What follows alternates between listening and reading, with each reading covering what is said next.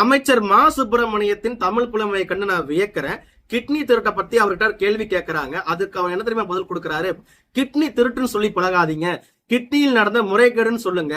ஒருத்தங்களுக்கு தெரியாம எடுத்தாதான் அதுக்கு பேரு திருட்டு, இன்னொருத்தங்களை ஏமாத்தி எடுத்தா அதுக்கு பேரு முறைகேடு. அதனால இது முறைகேடுன்றாரு. ஐயா சாமி, நீங்க தமிழ் கிளாஸ்ல எடுக்க வேண்டாம். இங்க ஏழை விசைத்தறி தொழிலாளரோட கிட்னியை திருகிட்டு இருக்கானுங்க. உங்க கட்சியோட எம்எல்ஏவும் உங்க கட்சியோட பேச்சாளர் இருக்கக்கூடிய புரோக்கர் பையனை இதான் பண்ணிக்கிட்டு இருக்காங்க. அவங்க மேல நடவடிக்கை எடுங்க. நீங்க தான் சுகாதாரத்துறையோட அமைச்சர், அதுக்கு கீழே ஹாஸ்பிட்டல் மேனேஜ்மெண்ட் வருது. அதுலதான் வந்துட்டு கிட்னி திருட்டு பண்ணிக்கிட்டு இருக்காங்கன்னு சொன்னாலும் இவருக்கு ஒன்னும் புரியறது இல்ல அமைச்சர் மா சுப்பிரமணியத்துக்கு. சுகாதாரத்துறைக்கு சம்பந்தமே இல்லாத நபர்களை சுகாதாரத்துறையோட அமைச்சரா போட்டா இப்படிதான் சந்தி சேரிக்கும் திமுக ஆட்சியில. இந்த திமுக ஆட்சியில பாத்துக்கிட்டீங்கன்னா தொடர்ச்சியா எத்தனை விதமான திருட்டுகள் நடந்துகிட்டு இருக்கு.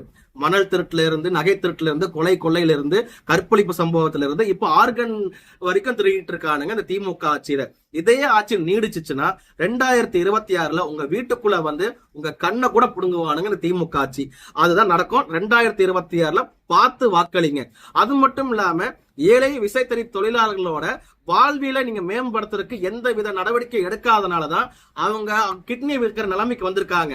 அதுக்கும் காரணம் யாருன்னா இந்த திமுக அரசாங்கம் தான். அவன் நல்லா இருந்தானா அவன் கிட்னி எதுக்கே அவன் விற்க போறான்? இதுக்கெல்லாம் இங்க கூடிய திமுக காரங்க பதில் சொல்லுவானா?